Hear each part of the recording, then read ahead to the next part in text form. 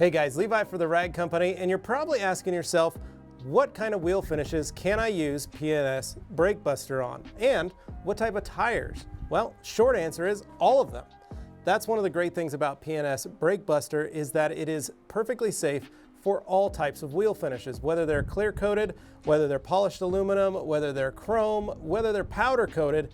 It is safe and effective to be used on all of them. Now, if you're still a little worried, you can actually dilute this product up to 5-to-1 and even 10-to-1 in various vessels. So that will give you not only more product, but you'll be able to use them on all types of finishes. Now, if you're using this on your tires, you can use it straight.